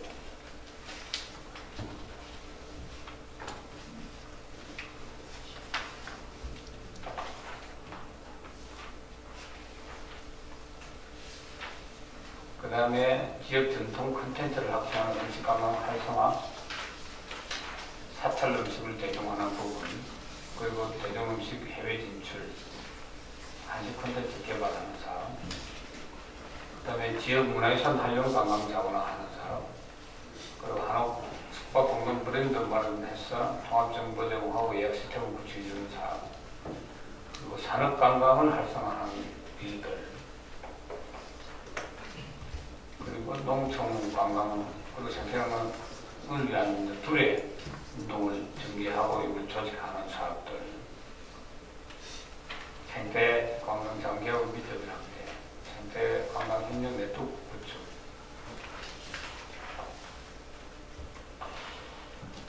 그다음 스포츠 관광 활성화 요거는 참 여기 이제 전남 광주 관련 사항은 이렇게 정리를 했습니다만 F1 영암 F1 코리아 저는 이게 처음부터 제가 청와대 있을 때 이게 막 발동이 됐고 그다음 제가 체육하면서도 이거 쭉 했습니다만 이 부분 참 잘 알다시피 아마 전남도에서는 이게 아마 거의 계획 수준이 아니었나 그죠? 그래서 저는 전남 지사님 제가 뭐 존경하는 분입니다만 그리고 전남 지사님도 제가 개인적으로 잘 알고 그 다음에 우리 그때 당시 참 주동식 국장 고생 많이 했는데 저는 그때 첫 해는 제가 출장을 멕시코 출장을 가는 바람에 첫 해는 못 왔고요. 그 다음에 그러니까 이제 2011년도는 제가 이제 직접 와서 이제 결성을 봤었는데 사실은 그런 만화들이 있습니다. 알다시피 F1 만화들이 있는데 문제는 첫 해 보니까 뭐 강의 VIP수 같은 건 거의 패키지가 100만 원에 가까웠지 않습니까? 100만 원에 가까웠고 우선 이제 이게 인구가 영암에 있다 보니까 이제 할 수 있는 부분도 좀 취약했고 그 다음에 이제 이게 F1 분야를 가져오는 그 조건 자체가 제가 볼 때는 이게 산적으로 납득할 수 없는 정도의 조건이었기 때문에 참 안타깝더라고요. 그래서 이제 원래 안 되고 또 내년에도 또 불투명한 상황이고 그렇다는 이야기 듣고 참 안타까웠습니다. 그리고 그 이제 F1 경기장을 건립하는 예산 지원도 이제 소극적으로 그렇게 하고 했는데 어찌됐든 나중에 이야기 들어보니까 지금 F1 그 경기장은 지금 활용은 하고 있다 그러더라고요. 근데 뭐 그게 그렇게 활용하려고 지은 게 아니지 않습니까? 그래서 굉장히 안타깝더라고요. 좀 더 우리가 연구를 해야 될 것 같고요. 이거는 강조 사항입니다만 유니버시티 때 세계수영 선수권대 이게 스포츠와 관광 부문은 어떻게 보면 지방자치단체가 아주 괜찮은 스포츠 이벤트를 매년 개발해가지고 그걸로 가지고 먹을거리를 만들어내면 되는데 그게 쉽지는 않습니다. 지금 우리나라에서 그나마 이렇게 스포츠, 그러니까 매년 열리는 스포츠 이벤트라고 할 수 있는 게 뭐 제주도에 있는 뭐 그다음 부산의 수영만 뭐 북극곰대회 그 정도, 그리고 춘마대, 춘추 마라톤대, 그나마 이제 국내에서는 어느 정도 형성되어 있는 거고요. 그런 제가 이제 이야기하는 건 스포츠와 관광 이야기하는 거는 이제 주안점을 이런 메가 이벤트를 통해서 관광객을 많이 유치하는 것 플러스 메가 이벤트는 한번 하면 끝이니까 그거 계속 할 수는 없는 거잖아요. 그래서 이제 예를 들면 이제 춘마대 이런 거를 아주 성공시켰어요. 지금 아마 얼마 전에 끝났던 뉴욕 마라톤 대회 같은 거 열리면요, 전 세계에서 거의 한 참가자만 한 5만 명인가 그렇게 됩니다. 그럼 그 가족들하고 하면 10만 명이 몰리거든요. 보스턴 마라톤 대회도 마찬가지입니다. 그런 대회를 우리가 지자체에서 우선 국내에서 몰리는, 국내 사람들이 참가하는 대회를 만들어야 되고, 그걸 거기서 성공시키면 그걸 점점 인터내셔널하게 만들어줘야 되는데, 그런 부분들이 좀 약하다. 제가 우리 문화체육관광부 내에서 체육국장과 관광국장을 동시에 한 사람이 딱 두 사람이 있대. 아까 제가 이야기했던 조현재 차관 그 양반이 체육국장하고 관광국장을 했는데, 제가 이제 체육국장하고 관광국장을 했는데, 제가 하면서도 계속 제가 체육국장 할 때도 그랬고 관광 쪽에 주문을 했고, 그래서 대표적인 사례가 이제 우리 신박사 도사 알겠지만 홍콩에 세븐 럭비 경기대라는 게 있습니다. 세븐 럭비 경기대. 이 세븐 럭비 경기대는 매년 3월 마지막 금토일에 이렇게 3일 동안 열리는데, 원래 럭비가 아마 11년 정도 걸릴 겁니다. 럭비가. 근데 세븐 럭비라 그래가지고 7인 럭비입니다. 7인 럭비. 대신에 이제 커트제라고 해가지고 시간이 굉장히 짧은 것 같아요. 10분인가 15분인가 그렇게 해서 굉장히 다이나믹해요. 그래서 제가 11년 3월 달에 우리 정병국 장관 모시고 홍콩을 갔었는데, 저는 보고 깜짝 놀랐습니다. 3월 달 홍콩이면요, 굉장히 덥거든요. 그래서 홍콩 스타디움에 한 4만 명, 6만 명 정도 들어간다고 해요. 3만 명 들어간다고 정확하게 기억은 없습니다만. 거기에 딱 들어갔는데, 우리는 물론 이제 항공정부 초청으로 갔으니까 앞에 로얄박스라고 하는데 거기 들어갔습니다만, 딱 들어갔는데 그게 6만 명, 3만 6만 명이 정확히 모르겠습니다. 그게 가득 차 있는 거였어요. 관중이. 그것도 이게 이제 우리 동양인들은 거의 없어요. 홍콩은 우리하고 똑같은 동양이잖아요. 거의 한 80%가 백인들. 아시다시피 럭비는 우리 영연방국가에서 하는 거고 다 백인들. 그 대회를 보러 오는 거예요. 그러니까 그 사람들이 호주에서, 뉴질랜드에서, 영국에서 그렇게 다 오는 거예요. 그게 6만 명을 가득 채웠다. 그럼 그 가족들하고 왔다. 그리고 이게 경기에 대해서는 관심이 별로 없고요. 물론 관심이.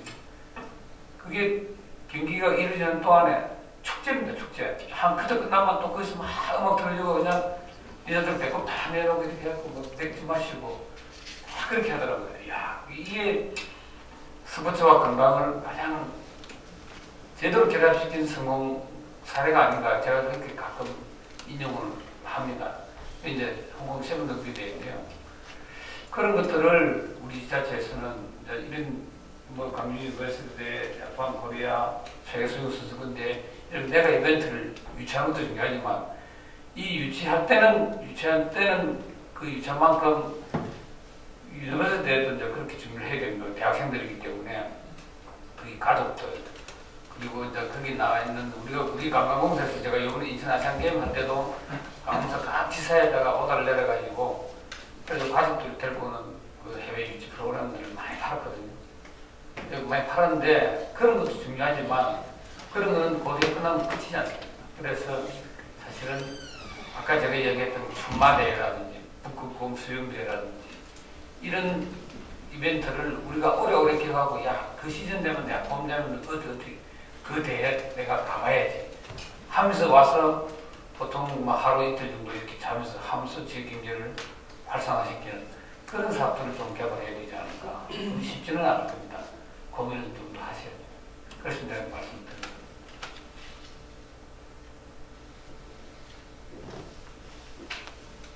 이건 이제 마지막 결론입니다. 이건 아마 오래전 자료가 되어서 그렇긴 한데, 우리가 이제 우리 지역관광부에서 관광국에서 이제 그때 사업으로 5개년 사업으로 2017년에는 최종 이렇게 달성하겠다라고 이제 했던 게 이제 시선도 수입 142억 달러에서 240억 달러로 외래 관광객 1217만 명인데 1600만 명. 근데 이거는 상황이 달라 있습니다. 그때 지난 8월 12일 무투 회의 때 외래 관광객을 2천만 달성하겠다라고 발표를 했습니다. 정부에서. 그래서 제가 이제 기재부 담당 그 차관보한테 아니 우리는 1600만이라고 그랬는데 당신들이 왜 2천만이라고 그러냐? 그럼 당신들이 400만 원 만들어주겠느냐? 그래서 만들어주겠대요. 근데 이제 사실은 우리 부하고 우리 관광공사는 조금 소극적으로 이렇게 이제 카운트를 한 건 사실입니다. 그러나 우리가 지금까지 관광객이 늘어나는 추세를 쭉 보면 거의 플러스 알파만 하면 2천만 원 제가 보기에는 거의 달성할 수 있지 않을까 싶습니다. 그리고 중국 관광객들 늘어나는 추세를 보면요. 그 다음에 이게 뭐 일자리는 이렇게 한다라고 이야기를 한 거고, 지금 국제 관광산업 경쟁력이 국제 경쟁력이 25인데 이걸 15위까지 끌어올리겠다라는 목표를 갖고 있는 거고요. 그런데 문제는 우리가 정말 2천만 관광객을 수용할 수 있는 수용 태세가 되어 있느냐. 그게 사실은 제가 관광정책을 담당했던 그 주무부처 국장 때도 그렇고 앞으로 저 후배들이 이제 국장하게 될 거고, 저도 또 언제 또 그걸 다시 또 다른 포지션에서 또 맡게 될지도 모르겠습니다만 사실 그게 제일 큰 거 아닌가 싶어요. 근데 우리는 어떻습니까? 우리가 우리 스스로 외국인들한테 친절하다고 생각하십니까? 우리 한국 사람들요, 저를 비롯해서 안 친절합니다. 그리고 그 인프라가 그렇게 돼 있느냐? 사실은 뭐 2천만 그러지만 2천만 하려면요 비행기 편이 그 수치로 나오거든요. 얼마나 늘어나야 되는지. 그만큼 이건 그래서 이제 방법은 해답은 지역에서 찾아야 된다라는 이야기입니다. 지역에서 찾아지고 그런 역할은 서울, 인천이 포화가 되어 있을 때 양양, 무안, 제주, 부산 이런 데서 답을 찾아야 되는 겁니다. 그럼 무안에서 그러면 중국 관광이 막 쏟아지는데 전남에서 요새 1인당 달 보면 얼마씩 줍니까? 한 마리에 10,000원씩 줍니까? 10,000원씩 주죠. 많이 들고 오는데 그 사람들이 10,000원 받고 하루 자는 조건을 주죠. 여기서 와서 전남의 특산물도 사고 전남에서 밥도 먹고 그렇게 해야 되는데 얼른 사고 서울 부산으로 날아버리면 여기는 돈은 돈대로 드리고 그죠.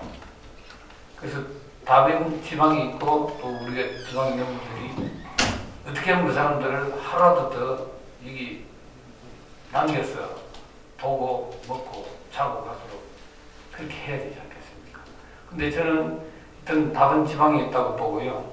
서울은 이미 이제 서울 인근 포함하면 되니까 물론 서울 인근 계속 맡아야 될 부분은 맡아야죠. 근데 지방에서 당장 뭐 여기서 지금까지 서울이 아까도 우리가 통해서 봤지 않습니까? 80% 이상을 차지하고 있는데 당장 여기 20% 30% 금방대로 올 수는 없을 거라. 아직 인프라가 안 돼 있으니까. 그래서 이제 그런 준비를 우리가 해야 되는 거고. 누가 그 수치를 그렇게 표현하더라고요. 중국 관광객에 대해서는 당분간 고민할 필요가 없다라고 이야기하는 게 워낙 인구가 많다 보니까 중국 관광이 쏟아지는데 이 사람들이 한 번만 우리나라에 갔다 오는데도 한 사람 어떤 사람은 100년 어떤 사람은 170년 걸리는데 수치 이제 계산 방법이 좀 달라서 그런 거고. 근데 그 정도로 중국 사람들이 인구가 많은 데다가 또 해외 여행하는 사람들 많고 그렇기 때문에 이제 그렇다는 이야기고. 얼마 전에 이제 그 언론 보도에 중국 가이드의 역사 안내가 엉터리다라는 뉴스 보도가 그걸 이제 또 대통령께서 장관님한테 지시해가지고 제가 한 2주 전입니다. 넘어오기 직전에 또 보고서를 만들어서 보고를 하고 그렇게 했습니다만은 어찌됐든 이게 무작정 늘어나는 게 아마 여러분도 그걸 보셨을 겁니다만 제주도에 중국 관광이 엄청 늘어나고 있는데 그 제주도에 호텔도 중국 자본이 들어와서 사버리고 그 다음에 식당도 중국 사람들이 한정해서 해버리고 그럼 제주도는 뭐 쓰레기 하시장이냐 심지어는 아주 자주적으로 그렇게 이야기하는 사람도 있었거든요. 누가 그 이야기를 하니까 야 우리는 해외 나갈 때 대한항공 타고 가지 카를 타고 가지 또 그 가면 태국을 가든 저 베트남을 가든 가면 또 한국 식당 가서 또 밥 먹고 오지 우리도 비슷한 거 아니냐 그렇게 이야기하는 사람도 있긴 하더라고요. 그래서 저는 뭐 그렇게 생각합니다. 이게 우리가 그 바가지 요금 많이 세우고 그 다음에 가이드들이 주로 쇼핑 안내를 많이 하고 무슨 가이드들이 아시다시피 월급이 없습니다. 월급이 없으니까 다 억지로 쇼핑하는데 막 가서 그냥 쇼핑을 억지로 하게 만들고 그래서 이게 20년 전에 일본 여행 행태가 관광 행태가 지금 우리하고 비슷합니다. 사실은 저는 지금 일본이 경제적으로 참 잃어버린 10년 20년가 굉장히 어려운 상황을 겪었지만 일본의 민도라는 것은 시민의식 수준이나 이런 것들은 사실 우리보다 많이 앞서 있다는 건 사실이고 그리고 이게 지방에 가보면 그러니까 선진국이냐 아니냐라는 부분은 잘 산다느냐 안 산다는 것은 아마 우리 후진국에 가도요 제가 얼마 전에 그 우즈베키스탄을 갔다 왔는데 우즈베키스탄 타시켄트 거기 가면요 타시켄트 시내 도심에 가면 우리 서울하고 비슷합니다. 근데 우즈베키스탄이 얼마나 못합니까? 그러나 제가 그 타시켄트에 있다가 사마르칸트에서 이제 유엔 WTO 그 집행이사회를 했는데 아침에 일어나서 사마르칸트 사마르칸트가 우리로 치면 뭐 경주라고 생각하시면 됩니다. 경주 정도의 도시인데 그러니까 실크로드의 딱 중간에 있는 도시가 사마르칸트거든요.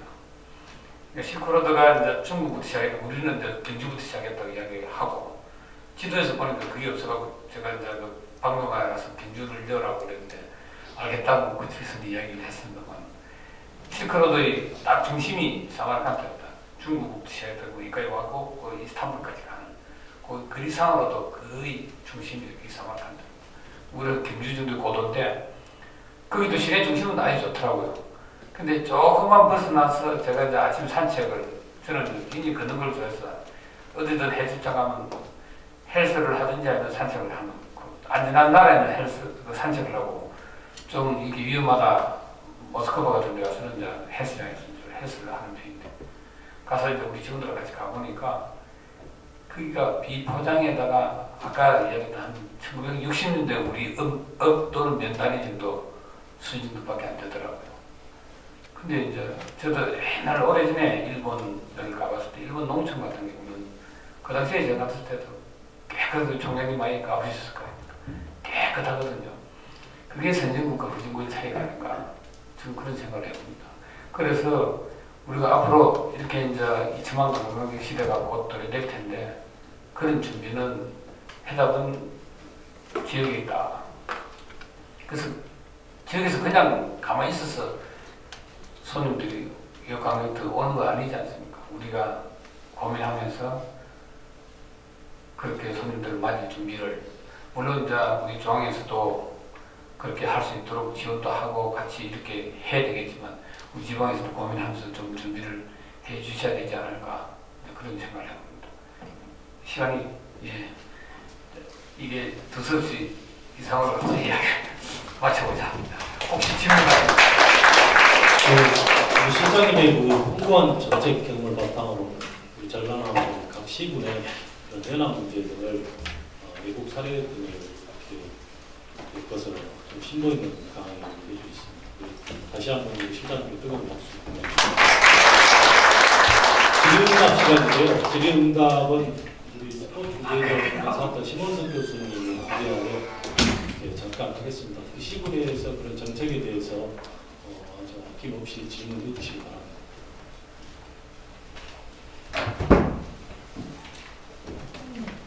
네, 반갑습니다. 네, 사회를 맡게 된 건강경영학과 신호수입니다. 반갑습니다. 우리 김기용 시장님께서 지금 앞에서 쭉 문화관광부의 정책 방향과 그리고 시군의 우리 전남의 특히 관광의 고민거리에 대해서 여러 가지 측면에서 말씀을 해주신 것 같습니다. 다시 한번 김기용 시장님께 감사 말씀드리고요. 그래서 우리가 오늘 시장님께서 말씀하신 여러 부분들이 아마도 우리 지역의 관광이라는 게 다 중앙정부의 정책과 굉장히 밀접한 연관성을 가지고 있기 때문에 실질적으로 여러분들이 다 관광 관련돼 있는 업무를 하시는 분도 계시겠지만 아시는 내용도 있고 또 때로는 또 지금 최근에 문화부에서 또 새롭게 논의되고 있는 내용도 있는 것 같습니다. 그래서 굉장히 오늘 참석하신 시군의 관광 담당 공무원께서 말씀해 주시면 어떻겠습니다. 그래서 시간 관계상 많은 분의 질문을 하지 못하고요. 몇 분만 간단하게 질문을 하도록 하겠습니다. 질문 있으신 분들 질문해 주시기 바랍니다.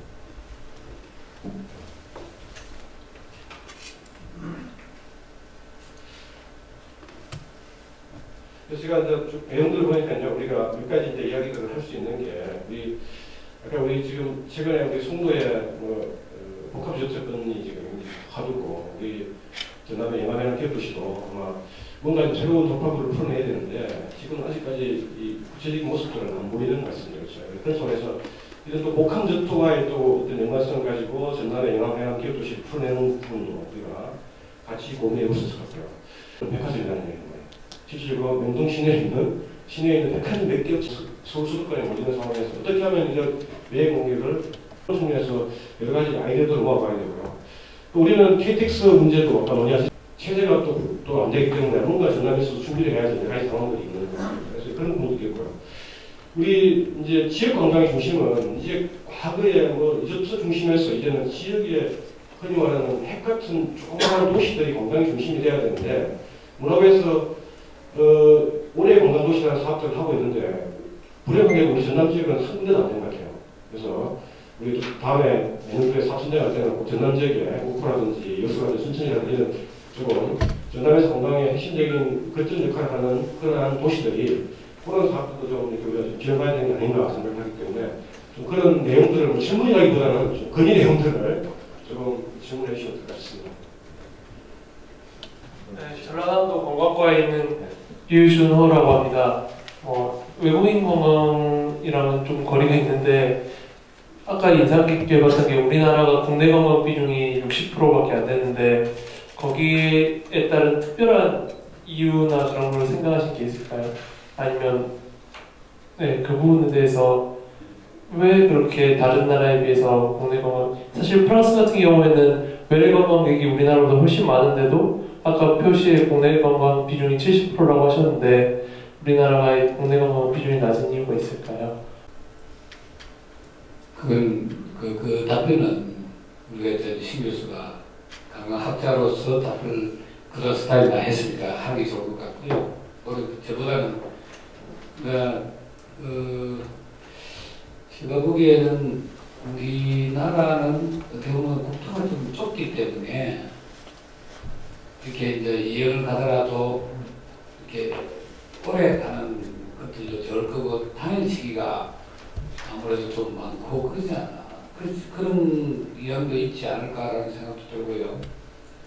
또 우선은 또 돈이 좀 있으면 또 해외 나가려고 하는 그런 성향도 없지 않아 좀 있지, 영향 미치지 않을까.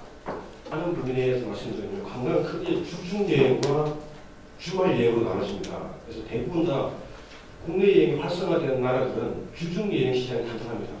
주중 여행 시장. 우리 같이 유흥기관에 여행 가고 휴가 때 여행 가고 주말에 1박 2일 여행 가는 거 가지고는 국내 관광산업이 활성화될 수가 없어.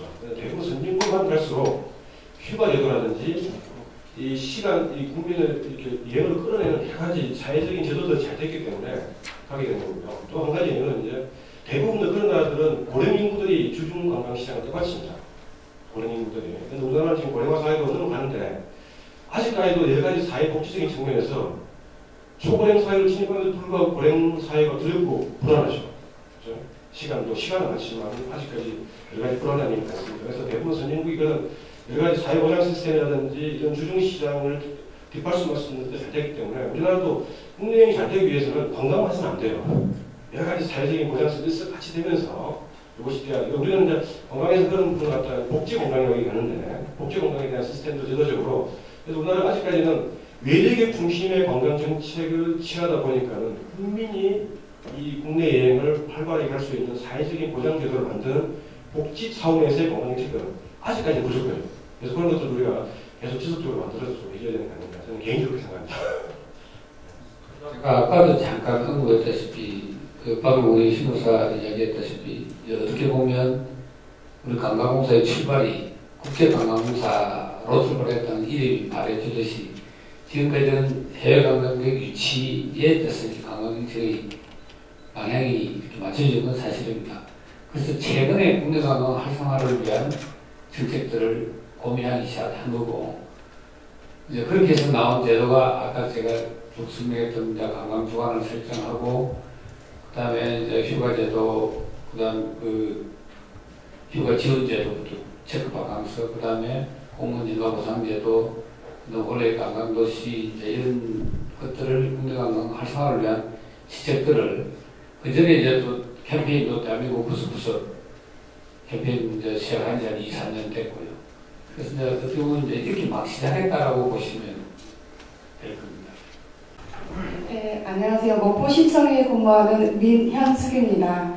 제가 이제 목포시청 관광부에 근무하기는 하지만 관광 업무에 접할 내용이 없어서 좀 엉뚱한 질문일 수도 있는데 양해 바라고요.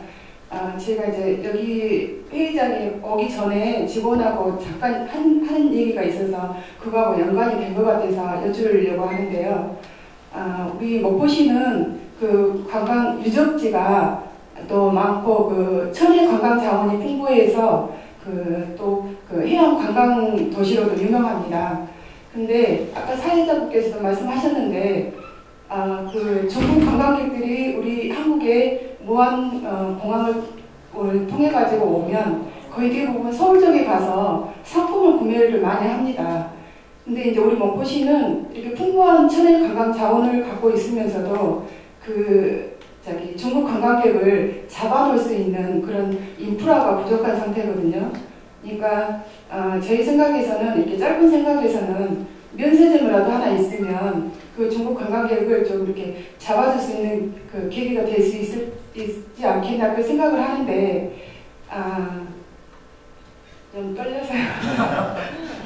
근데 지금 부처에서는 혹시 꼭 우리 목포시가 아니더라도 목포시 가까운 쪽에 이렇게 재정이나 인프라가 부족한 시군에 면세점을 유치시켜서 좀 더 이제 관광을 좀 발전시킬 수 있는 그런 확대시킬 수 있는 그런 방안이 또 있으신지 궁금해서 여쭙니다.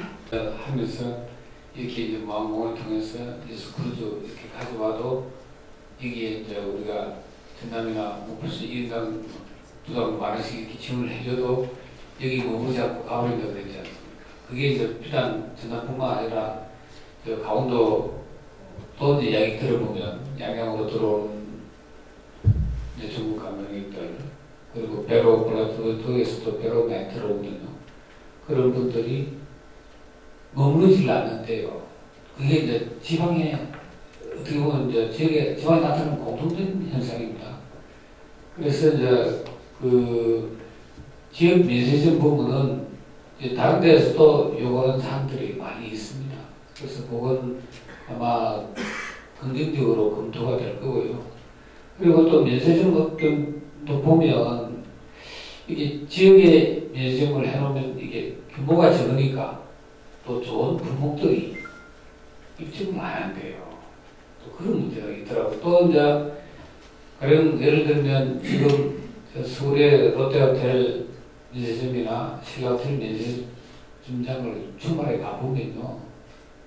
정말 이런 표현을 써서 좀 못하면 또 뛰기 시작 같습니다. 가보셨죠? 발리질 틈이 없습니다. 정말로. 그리고 그것도 이제 얼마나 롯데 면세점이나 신라 면세점이 크니까 그런 명품들 그 시계도 뭐 중국 사람들은요 돈이 커서 4천만짜리 시계도 덜컥덜컥 몇 개씩 사가지고 간대요. 우리 어쩌면 쳐다보지도 못하는데 그런 명품점들도 근데 지방에 이렇게 면세점, 지방 면세점을 하고 있는 분들이 제가 관광청일 때 이제 단체로 이제 방에 찾아왔어요. 그분들이 이제 협회를 하나 만들겠다. 그래서 뭐 복합 뭐 관광 쇼핑 뭐 협회 같이 그렇게 해서 만들어라고 제가 이야기를 했습니다만 그분들이 와서 하는 이야기가 지방에 이게 면세점을 또 해놔도 이게 명품점들이 안 들어오니까 또 그런 문제가 있다. 그러니까 이제 형식적으로 약간 샀다가 진짜 공기고 살면서 그래서 다 사고 또 그렇게 되더라고요. 그래서 이제 그런 문제점들이 이쪽 문제 있고 한데 그래도 그나마 지방은 좀 특화된 이렇게 이제 면세점을 줘서 지금 우리가 관광공사가 직접 하는 면세점은 주류 판매점이나 화장품 안 하거든요. 우리 그 한국산 그 상품들 중심으로 그렇게 이제 인삼이나 이런 걸 중심으로 팔고 있는데 아마 지역에서 산다면 어차피 샤넬이니 루이비통이 이런데 지방에서 한다고 해서 들어오겠습니까? 그 사람들은 안 들어오죠. 그래서 면세점은 하되 좀 지방에 특화된 우리 상품들을 팔 수 있는 아니면 뭐 아주 작은 규모로 해서 할 수 있는 그런 방법을 강구를 해야 되겠죠.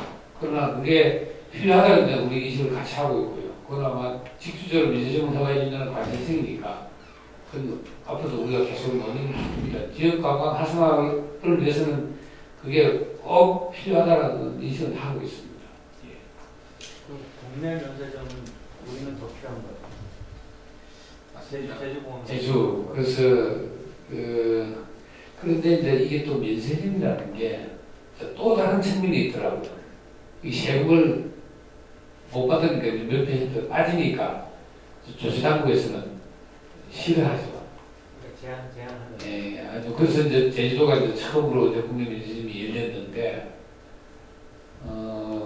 제주도에서는 상당히 잘 되죠. 저희도 사실 국내 면세점 아주 성공한 케이스인데, 조치당국은 그게 1년에 빠지는 돈이 얼마다는 거죠. 세수가 워낙 부족해가지고 또 그쪽에서는 이제 그런 생각들을 갖고 있더라고요. 네, 감사합니다. 우리 전국에 아울렛 쇼핑몰들이 굉장히 많은 것 같아요. 서울도 있고, 수도권도 있고, 부산도 백희면도 있고. 우리 근데 이 서울권에는 지금 매장보다 매일 필요한 게 여행사가 상품 만들려고 하면 쇼핑 있어야 되거든요. 그런 측면에서 오히려 무항고인데 우리 그 첼시 아울렛 같은 지금 하고 있는 거 있습니다. 롯데 아울렛. 오히려 이런 걸 유치하는 게 훨씬 더 현실적으로 강북권 시장도 있기 때문에 그런 유치하는 게 훨씬 더 효과적이지 않을까 생각하고요. 아까 우리 목포 시공님께서 해양공원 말씀하셨으니까 한 가지 좀 홍보 말씀드리겠습니다. 이번에 이제 교육부에서 지방대학 특성화 사업이라는 CK1 사업이라는 걸 합니다. 이제 올해부터. 그런데 이제 전국에 많은 대학들이 그 지원을 해서 저희 이번에 이제 목포대학교 관광경영학과를 중심으로 해서 사학과, 체육과에서 해양을 중심으로 해서 해양 관련 스포츠 그리고 거기에 해양 콘텐츠, 해양문화 콘텐츠까지 어우러진 그런 새로운 이렇게 좀 관광 인재들을 만드는 교육 프로그램을 올해부터 교육부에서 지원을 사업을 받아서 저희 하고 있습니다. 그래서 앞으로 이 목포시뿐만 아니라 전남도에서도 저희들 사단하고 같이 해가지고 지역에 관광 인재 만들어내는 저는 제일 중요한 게 사람이라고 생각하거든요. 사람이 제일 중요해요. 사람이 관광에 자원이 부족하고 여건 부족하더라도 사람만 이게 문제가 있으면 얼마든지 지역에 관광 접합을 할 수 보기 때문에 그런 차원에서 저희들이 대학에서 하고 있는 그런 특성화 사업에 대해서 좀 많은 지원과 후원을 좀 아끼지 않았으면 좋겠습니다. 좀 부탁 말씀을 드리겠습니다. 지금까지 우리가 제3회 전남 지역발전 포럼을 했습니다. 많은 참석하신 분들의 성원과 지지에 힘입어서 성공적으로 진행했습니다. 그래서 우리 김기용 수장님께 다시 한번 더 감사의 말씀을 드리고요. 박수 한번 주시기 바랍니다.